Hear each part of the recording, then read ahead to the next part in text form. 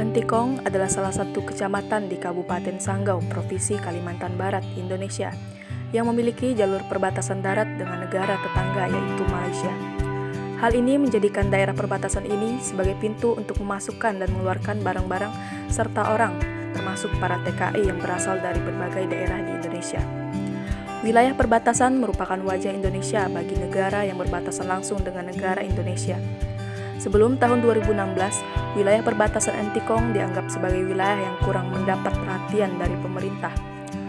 Pada tahun 2015, pemerintah melakukan revitalisasi dengan mengembangkan PLBN Entikong. Sebelum direvitalisasi, kondisi PLBN di Entikong sangat memprihatinkan karena banyak kekurangan dari sisi sarana maupun prasarana.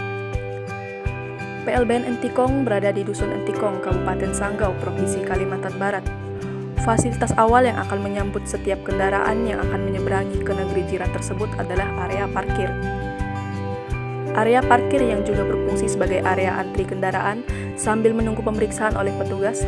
Kondisi lahan parkir nampak tak terawat. Lahan parkir hanya berupa lapangan yang permukaannya dicor dengan semen, tanpa penghijauan, tanpa marka jalan, dan jauh dari kata teratur.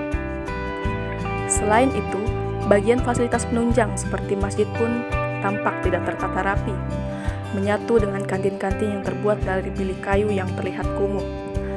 Ada pula monumen Pancasila yang sedianya menjadi bangunan penanda yang megah, malah tampak lusuh, tak terawat. Bagian selanjutnya adalah bangunan PLBN, yang merupakan bangunan utama dari komplek PLBN Entikong ini. Bernuansa etnik dengan aksen berupa hiasan berbentuk tameng khas suku Dayak di kedua fasadnya. Aksen budaya yang eksotis yang sedianya menjadi identitas bangsa tersebut tak terlihat menarik lantaran dibalut pemandangan lusuh dari keseluruhan bangunan. Memasuki bangunan ini semakin terlihat jelas bagaimana penataan ruang sulit dilakukan karena memang luas kawasan yang tidak memadai.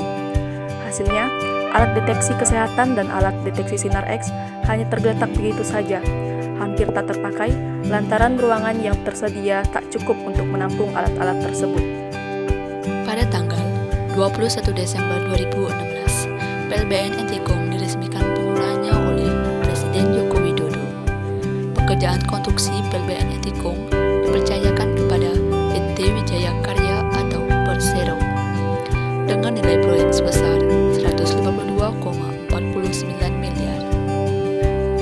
Proyek ini dikerjakan di atas lahan seluas 80 meter persegi. Pos lintas batas negara di Indonesia adalah Pos Lintas Batas Negara PLBN Terpadu yang merupakan tempat pemeriksaan dan pelayanan keluar masuk orang dan barang dari dan atau keluar wilayah negara kesatuan Republik Indonesia yang menggunakan paspor dan atau pos lintas batas. Pembangunan PLBN Terpadu ini diawali dengan perintah Presiden Joko Widodo yang memerintahkan bangunan pos baru. Pembangunan sedang gencar-gencarnya dilakukan oleh pemerintah di kawasan Entikong dan daerah-daerah menuju Entikong, seperti pembangunan jalan pelebaran, marka jalan, dan membuat 2 jalur serta lampu-lampu penerangan. Sejumlah bangunan megah juga telah dan sedang dibangun seperti gedung perkantoran. Berdirinya gedung PLBN yang megah serta didukung oleh berbagai fasilitas lainnya telah menjadikan orang banyak berkunjung ke wilayah ini untuk berbagai keperluan, termasuk sebagai tujuan wisata karena mengunjungi daerah perbatasan suatu negara tidak bisa dilakukan di semua wilayah Indonesia.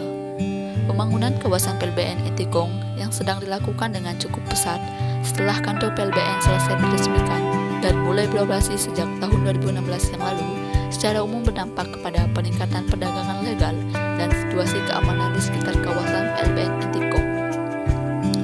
PLBN di Entikong, Kalimantan Barat menjadi kebanggaan tersendiri bagi warga Indonesia, terutama yang tinggal dekat dengan perbatasan Indonesia-Malaysia. PLBN yang dibangun oleh Kementerian Pekerjaan Umum dan Perumahan Rakyat itu tidak hanya sebagai tanda batas wilayah dengan negeri jiran, tetapi juga diharapkan bisa meningkatkan perekonomian warga di sekitarnya.